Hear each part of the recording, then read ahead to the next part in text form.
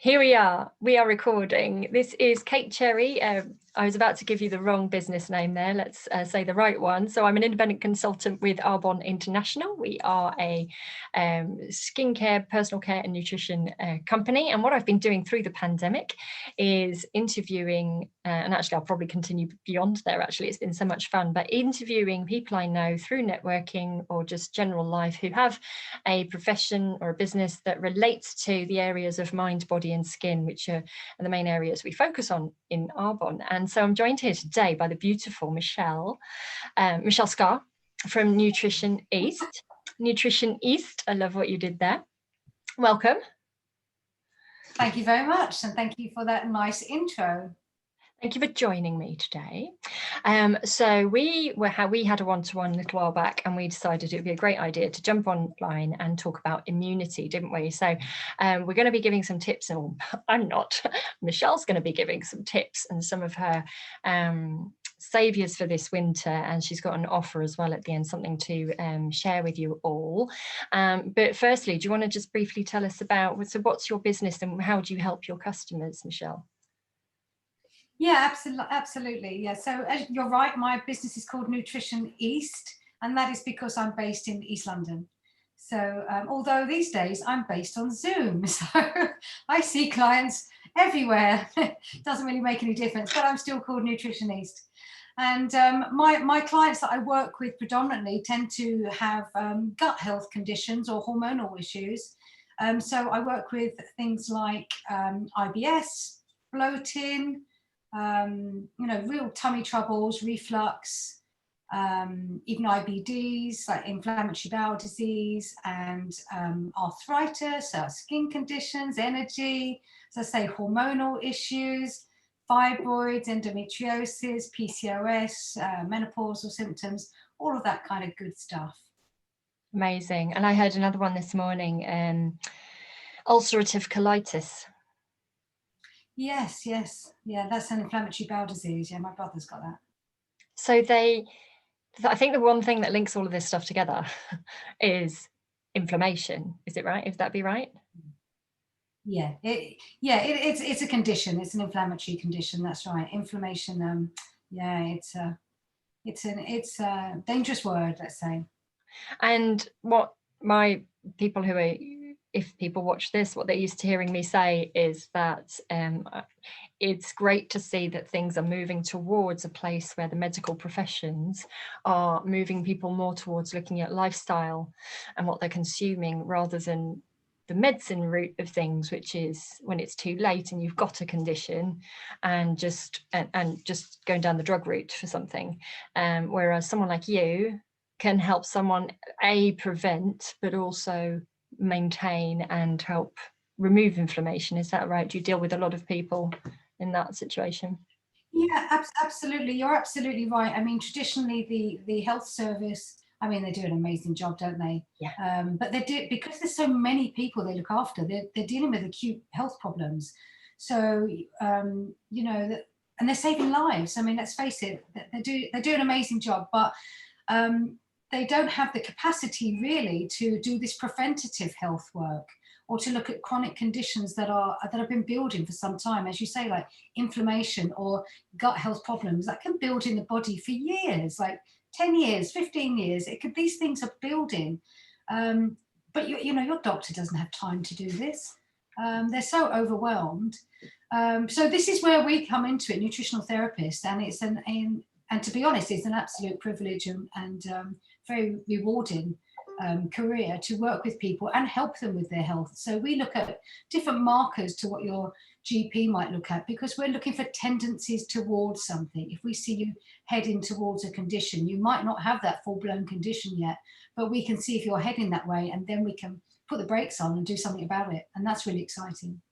I love that. And so how did you get to do what you do now? Well, I had a history of gut problems actually. After I was many travels when I was younger in India, I picked up dysentery and giardia, and that's kind of set me up for a multitude of gut problems. However, I didn't even know that was a gut problem. I was just getting bloating. Sometimes I'd look like I was having a baby and I wasn't. And I thought, wow, what is going on with my tummy? But I didn't even worry about all of that. I was all into healthy eating and always into cooking. And I ended up helping a friend of mine with MS who had a chef who was looking after him because he was trying to follow a specific diet for his condition. And one day I was on the phone to him just asking how he was doing. And he said, oh, Michelle, I've lost my chef. And I said, oh, don't worry, Christopher, you know me. I'm always cooking. I'll fill up the freezer for you. And he's like, no, I need someone to work with me every day. And I don't know, to cut a long story short, he convinced me to go and do that for him. At the same time, I was actually running my business and I actually had a shop. So it was pretty hectic. I was opening shop and running off to cook for Christopher and then coming back again and picking up his shopping and then going back and giving him tea. But it was through him that I actually learned about things like mitochondria, which is the powerhouse of the cell. And he was telling me how he was following specific diets to deal with his health condition. And yeah, that opened my eyes. And I found myself going to a lot of nutritional lectures. And I attended one at the College of Naturopathic Medicine. And I just thought, wow, this is incredible. And a lady was talking there about how she managed to get rid of her eczema. And I thought, well, if you can do things like that for people, that's a really good thing. And I just signed up. I thought this is my new vocation. I became passionate about it. I thought, how interesting is that? So I've never looked back. I love it. I love that. And as a little aside, I bet you're happy that's the case rather than still having a shop during this pandemic. Oh God, yeah. And also, obviously now I got rid of all my gut problems, because then once I started learning, I was like, okay, so I'm not supposed to feel that way. I'm not supposed to have cramping and skin issues and all this incredible bloating. Yeah, and so now this is why I specialize in gut health, because I've had the bingo card of gut problems, Amazing. Candida, SIBO, H. pylori, I heard of that one as well before. I speak to so many people who, I give people little polls when I do Facebook parties and things like that. The things we do now where we can't go out so much and meet people, and the conditions that come back that people say to me, oh, I've always had that. I've suffered, it's just something I have, or I've inherited it, or this. And I just, sitting where I am now, knowing different from knowing so many brilliant professionals like you, it's become sort of a little mission to make sure people know about the work that you guys do.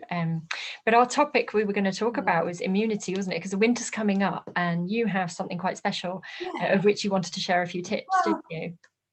Yeah, absolutely. I'm very happy to talk a little about immune system and to share some tips. I've got an ebook which I can share at the end. It's called 10 Steps to Super Health, and it gives 10 different tips on how we can support our immune systems.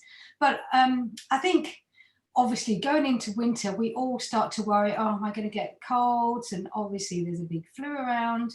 And as the nights draw in, I think it's naturally a time when we start thinking a little bit more about how to support our immune systems and that of our families, and obviously these days we're all so depleted, aren't we? We're all rushing around like headless chickens, and that takes its toll on our bodies. So our bodies are actually incredible machines. They're so sophisticated. Our immune system is an amazing interface of like cells and organs and systems. There's actually like 3 different levels of this. Let's call it our immune army. You've got the first line of defense, which is things like skin and even something called epithelial tissue, which is the tissue that's lining your intestinal wall, or mucous membrane or eyelashes. These things are our first line of defense, stop stuff getting in your eyes. And that's what we call it, first line defense. And you've got your second defense system, which is the one that's formed at birth. It's called an innate immune system. And we're born with that. And that is an immediate and undifferentiated response. So that might be something like a cough reflex, or a bile, or secretions, or mucus, or tears. So that will be, as I say, that's your innate one, you're born with that. But then we have like an SAS, a special forces, a third line of defense. And when we get health issues, that's when we send in the big guns. And this special forces, it's known as the acquired or adaptive immune system. And that's, we have things like T cells and B cells and natural killer cells. And we spend a lifetime learning about the various germs that we come into contact with and building up this immune response so that it's very specific and targeted. And yeah, it's I don't know what the words I'm looking for, sorry. Yeah, I say it attacks specific germs, and for example, it's like, it forms like an army. I mean, we can see it now, like people, you know, the things with vaccinations, you know, you get exposure to a certain germ or antigen, and then you form an antibody response, and that's what it is. So that's your kind of 3 levels of immune system. But you can support it, and there's lots of things you can do with your diet to support it. Obviously, nutrients being one of them. But I'll take you through a few of my tips in my ebook. I might have to keep checking my notes because I keep forgetting what I was going to say. Let's do maybe your top 2 or 3. Yeah. Oh, yeah. Okay. Top 2 or 3. I'll do some easy ones. Super easy ones. I mean, this is going to sound bonkers, okay? But eat real food. So, I mean, what does that mean? Do you know what I mean by that? I mean, instead of having a carton of apple juice, have an apple. Don't have refined sugar. Don't have refined white fluffy bread. You know, have the whole grain. Try and eat food in its natural state. You know, have organic, have line caught fish or salmon, have organic meats, eggs, have things that look like look like food. You know what I mean by that? Okay. So yeah. I'm saying step away from processed food, really. You know, don't go to the supermarket. And I know it's easy, but try not to cave in and buy that processed pre-prepared food. Buy your nice piece of meat or fish or tofu or whatever it is, or beans, and try and buy the best you can, or as organic you can, but say eat real food. So cook your vegetables and cook your protein. So try and have balanced meals. Not the tub of Twiglets I bought yesterday at the supermarket then. No, I'm sorry, I pretend I didn't hear that. Not getting touched till Christmas. It's just for Christmas. No, look, there's an 80-20 rule, okay? Yes. I say it to all I my love the clients. 80-20 rule. I just like to say that. Because if you try it and be perfect all the time, you're just going to fall over spectacularly and a whole packet of Jaffa cakes or something. So like, don't be mean to yourself. 80-20, 80% of the time, be healthy, 20% of the time, allow yourself the pizza or whatever it is, but try not to eat that processed food all the time. Try and eat that real food. Definitely. And another really good one is gut health. Okay. Gut health is so important. You know, I mean, obviously I'm a gut specialist, so I do like to talk about the gut, but that's where 80% of your immune system is. You know, we've got this microbiome, which I'm sure you've heard of. It's a real buzzword now. But it's like 100 trillion bacteria in our gut, microbes in our gut. I mean, it's amazing. You've got, I mean, you might not like to think about it, but you have got things like worms and bacteria and viruses and fungus, but they're all living happily in your gut, and they have a role. A lot of them are producing vitamins you can't produce, and some of those bacteria are breaking down your food for you. So it all works perfectly, and there is a status quo. And so what you want to do is make sure that's the case, because these days a lot of people are getting something called dysbiosis, which is an imbalance in your gut. And then once you start to get an imbalance, and let's say the bad bacteria, the bad guys, start to overtake the good guys, and then that's going to compromise your immune health as well.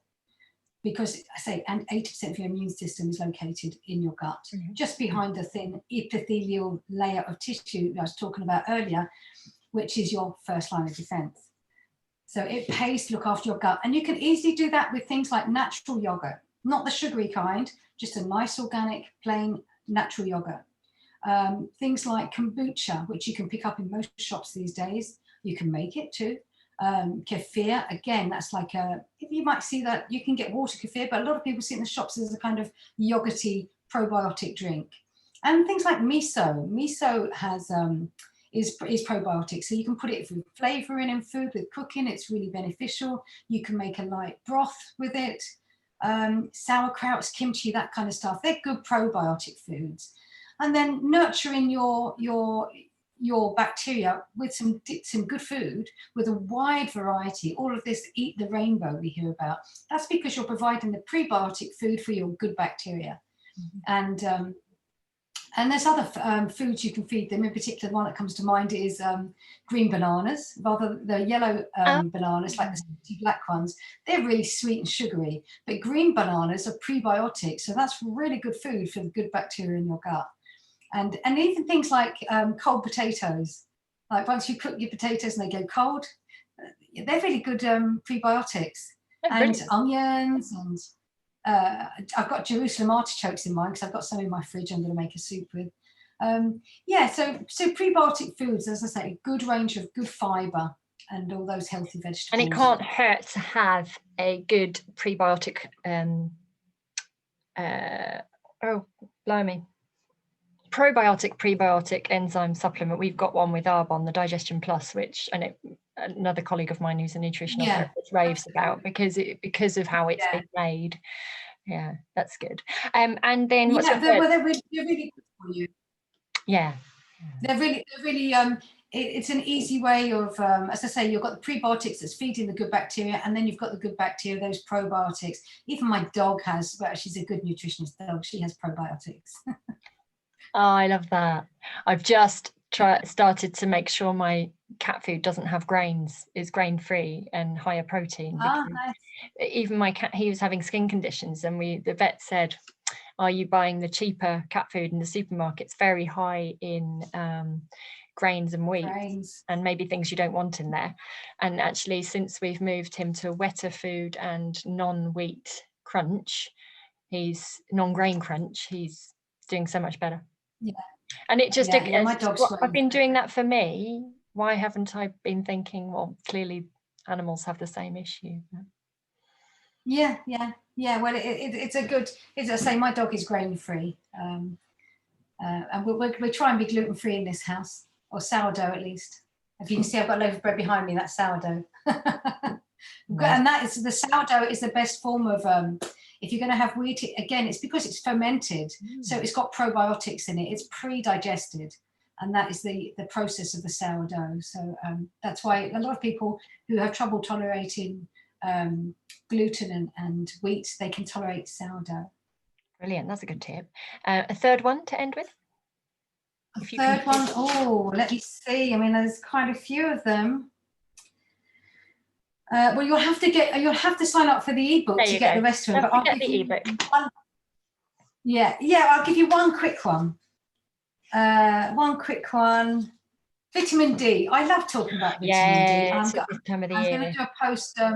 It's really popular at the moment. I'm going to do a post on my Facebook and on my social media channels about vitamin D because, well, Matt Hancock has now said we can all have it, and we're like, yay! We've been talking about it for years. So it's amazing that. I was talking about before those B cells and T cells in our immune system. Well, they actually have vitamin D receptors. So, we need to make this vitamin D because it has a direct effect on our innate immune system that you're born with, as well as that adaptive immune system. That's your SAS of the immune system.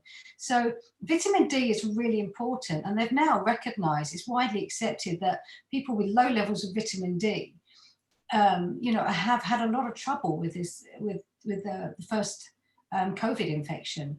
And a lot of people they discovered who went into the ICU, they had low vitamin D, and to the extent that they're now going to give free prescriptions, aren't they? So that's how important it is. So check your levels, or get yourself 1000 IUs, a little better use spray or something. There's lots of access to vitamin D these days. You can get sprays are popular, aren't they? Yeah, tablets. you know, I'm very happy for any adult to take 1000 IUs daily, especially as we go into winter, because I mean, in the Northern Hemisphere, we don't get a lot of high quality sunshine, especially in winter. So we do have trouble manufacturing that vitamin D that we need, and an adequate supply. I mean, you can get it in oily fish. Huh? Go ahead. I say you can get it in oily fish or with eggs, mushrooms, but it's not really adequate to give us what we need. And I think what with the health issues we're facing these days, and as I say, we're going into winter, and it is important for the immune system support. So I think 1000 IUs supplementation, I think that's a good idea for most adults. I tell all my clients. And I think that's what I love that you've touched on supplementation, because touching on supplementation I think is important, because I do speak to people who say, well, I just try to get what I need through food. And in some cases, what you need through food, you would have to eat wheelbarrow loads of the stuff, which would be far too calorific to get the level of what you need, because of how vegetables and fruit are made these days. Oh, not made, but grown. Yeah, I mean, farming process these days is not what it was. We have so many chemicals involved in it, for one, but the soil is depleted. You know, we don't have that. I forget what the name of it is, when they used to rotation crops, wasn't it? We don't have that in farming these days, and so soil is depleted. We don't have, for example, the levels of magnesium in the soil that we used to, and our magnesium is like our most essential mineral, used for like 1,000 different enzymatic reactions around the body. I mean, it's really, really important for stress, exercise. You know, we deplete magnesium all the time. Okay, and so it's great to think, well, I'm eating lots of green leafy vegetables, but if they're not organic all the time, and even if they are, you just might not be getting adequate magnesium. Brilliant. Listen, we should come to an end and talk about how people get the link then to your 10 tips for super health. Yeah, 10 steps to super health. Well done. Super health. Yes. So how do we get? Would you like to put that link in the comments where I post this? So it's going to be on Facebook. It's going to be on LinkedIn. You could, but yes, feel free to read out your website or wherever it can be found. Well, yeah. If anyone wants to reach me, if they want to have a chat with me about anything really, then not about anything, but about their health. I mean, I'm friendly, but I don't have that much time. No, about any health issues or immune questions, I'm very, very happy to take a call.